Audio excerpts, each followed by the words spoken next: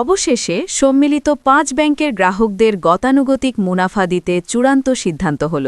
কবে থেকে কার্যকর হবে, কারা পাবেন, কারা লাভবান হবে, এই প্রশ্নগুলো নিশ্চয়ই আপনাদের মনে ঘুরপাক খাচ্ছে। কারণ আজ আমরা কথা বলবো দেশের সাধারণ মানুষের রক্ত পানি করা কষ্টের টাকা নিয়ে, তাদের কান্না নিয়ে এবং ব্যাংকিং খাতের এক নজিরবিহীন পরিস্থিতি নিয়ে। যারা ব্যাংকে টাকা জমিয়ে নিশ্চিন্তে ঘুমাতে চেয়েছিলেন, তাদের রাতের ঘুম আজ কিভাবে হারাম হয়ে গেছে, সেই গল্পই আজ আপনাদের শোনাব।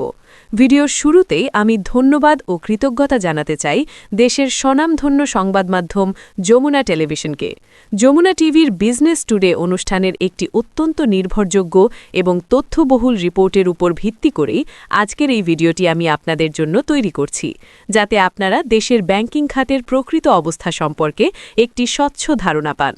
দর্শক, আজকের ভিডিওর শেষে আমি আপনাদের এমন কিছু গোপন ও গুরুত্বপূর্ণ তথ্য দেব যা আপনি পূর্বে কখনোই কল্পনাই করেন নাই। বিশেষ করে যাদের ব্যাংকে আমানত আছে, তাদের জন্য ওই তথ্যগুলো জানা জীবন মরণের মতো জরুরি। তাই ভিডিওটি না টেনে একদম শেষ পর্যন্ত দেখার অনুরোধ রইল। চলুন মূল আলোচনায় যাওয়া যাক। আপনারা নিশ্চয়ই জানেন দেশের ব্যাংকিং খাতে বর্তমানে একটি অস্থিরতা বিরাজ করছে। বিশেষ করে একীভূত হওয়া বা সম্মিলিত ৫টি ইসলামী ব্যাংকের গ্রাহকরা আজ রাস্তায় নামতে বাধ্য হয়েছেন।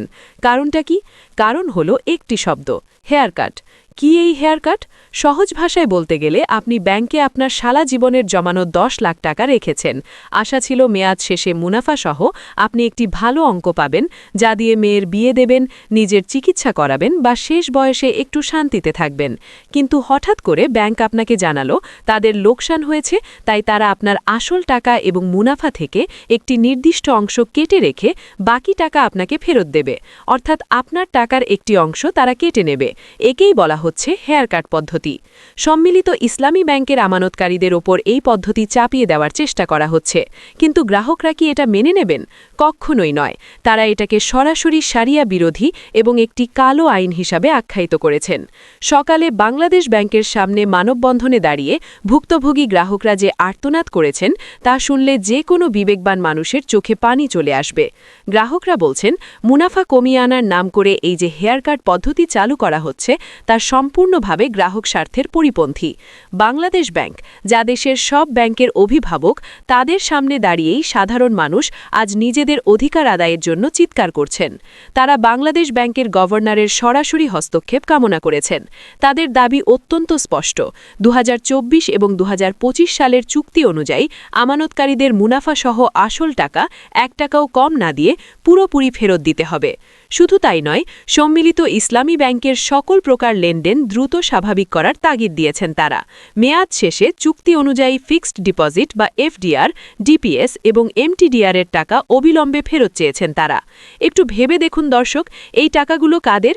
এই টাকাগুলো এদেশের সাধারণ খেটে খাওয়া মানুষের। কেউ হয়তো প্রবাসে হাড় ভাঙা খাটুনি খেটে টাকা পাঠিয়েছেন, কেউ হয়তো অবসরের পর পেনশনের টাকাটা ভরসা করে ব্যাংকে রেখেছেন। তারা তো কোনো অপরাধ করেননি। মানববন্ধনে দাঁড়িয়ে গ্রাহকরা একটি অত্যন্ত যৌক্তিক প্রশ্ন তুলেছেন। তারা বলছেন, যারা ব্যাংক লুটপাট করেছে, যারা হাজার হাজার কোটি টাকা বিদেশে পাচার করেছে, তাদের শাস্তির আওতায় না এনে সাধারণ আমানতকারীদের ওপর দায় চাপানো হচ্ছে কেন? চোর চুরি করল আর শাস্তি পাবে কি সাধারণ মানুষ? মানববন্ধনে দাঁড়িয়ে থাকা এক বৃদ্ধের কান্না যমুনা টিভির ক্যামেরায় ধরা পড়েছে।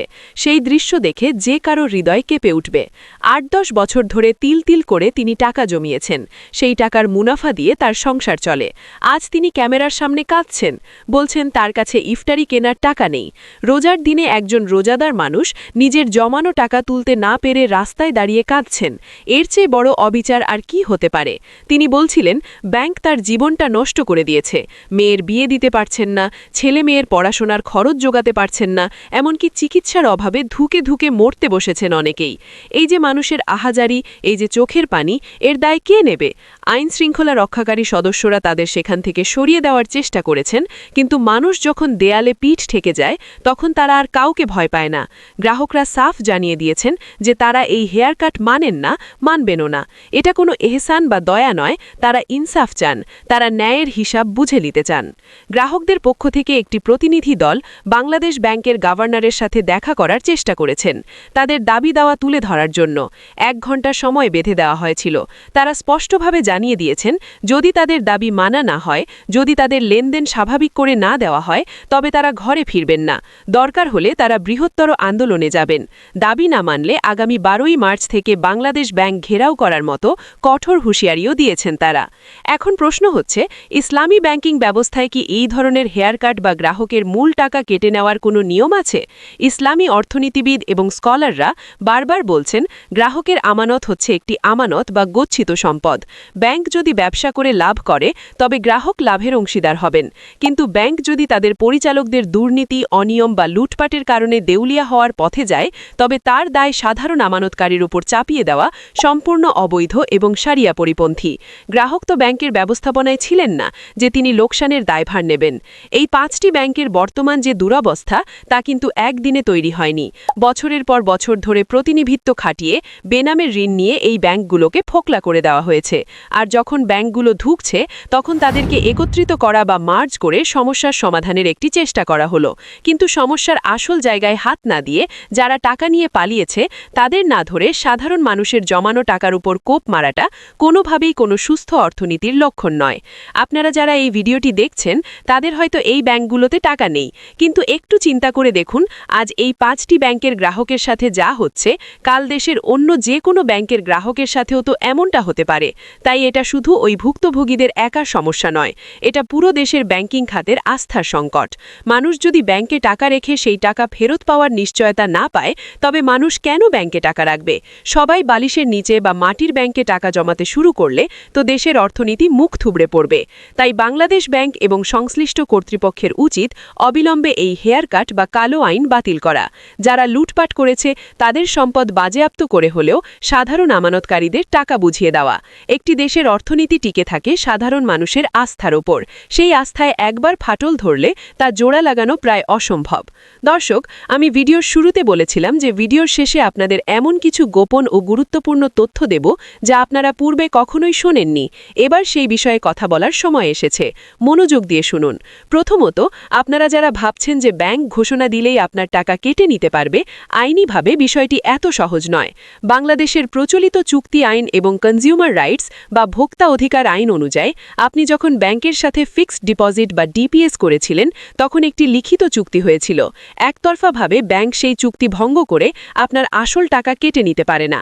আপনারা একত্রিত হয়ে যদি এই হেয়ার কাট নীতির বিরুদ্ধে মহামান্য হাইকোর্টের রিট পিটিশন দায়ের করেন, তবে এই আইন টিকবে না, কারণ কোনো দেশীয় আইনেই সাধারণ আমানতকারীর মূলধন কেটে নেওয়ার বৈধতা নেই, যদি না সেটা আদালতের মাধ্যমে দেউলিয়া ঘোষিত হয়। দ্বিতীয় গোপন বিষয়টি হচ্ছে, কেন্দ্রীয় ব্যাংকের একটি ডিপোজিট ইন্স্যুরেন্স স্কিম বা আমানত বীমা তহবিল রয়েছে। অনেকেই এই বিষয়টি জানেন না। যদি কোনো ব্যাংক দেউলিয়া হয়ে যায় বা টাকা দিতে ব্যর্থ হয়, তবে বাংলাদেশ ব্যাংকের এই স্কিমের আওতায় প্রতিটি আমানতকারী একটি নির্দিষ্ট অঙ্কের টাকা, যা বর্তমানে 1 লাখ টাকা থেকে বাড়িয়ে আরও বেশি করার প্রস্তাবনা রয়েছে, গ্যারেন্টি হিসাবে পেয়ে থাকেন। তাই ব্যাংক টাকা নেই বললেই সব শেষ হয়ে যায় না। কেন্দ্রীয় ব্যাংকের কাছে এই তহবিলের মাধ্যমে আমানতকারীদের সুরক্ষা দেওয়ার দায়বদ্ধতা রয়েছে।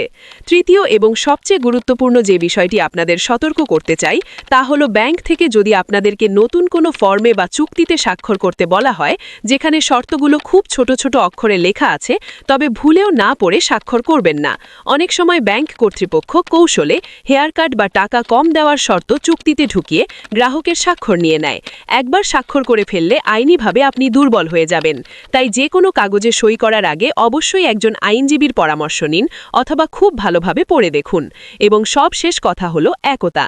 আপনারা দেখেছেন মানববন্ধনে মানুষ যখন একত্রিত হয়েছে, তখন প্রশাসনও নড়েচড়ে বসেছে। আপনাদের অধিকার কেউ থালায় সাজিয়ে আপনাদের হাতে তুলে দেবে না। আপনাদের টাকা আপনাদেরকেই বুঝে নিতে হবে। আইনি লড়াই এবং নিয়মতান্ত্রিক প্রতিবাদের মাধ্যমেই এই লুণ্ঠিত অর্থ উদ্ধার করা সম্ভব। আজকের মতো এখানেই শেষ করছি। ভিডিওটি যদি আপনাদের কাছে তথ্যবহুল মনে হয় এবং মনে করেন যে এই তথ্যগুলো অন্য মানুষদেরও জানা উচিত, তবে অবশ্যই ভিডিওটি শেয়ার করে সবার কাছে পৌঁছে দিন। লাইক করুন, কমেন্ট করে আপনাদের মতামত বা ব্যাংকিং খাতের অভিজ্ঞতা আমাদের জানান। আর চ্যানেলটি সাবস্ক্রাইব করতে ভুলবেন না, কারণ আপনাদের সচেতন করার জন্যই আমাদের এই নিয়মিত আয়োজন। আল্লাহ হাফেজ।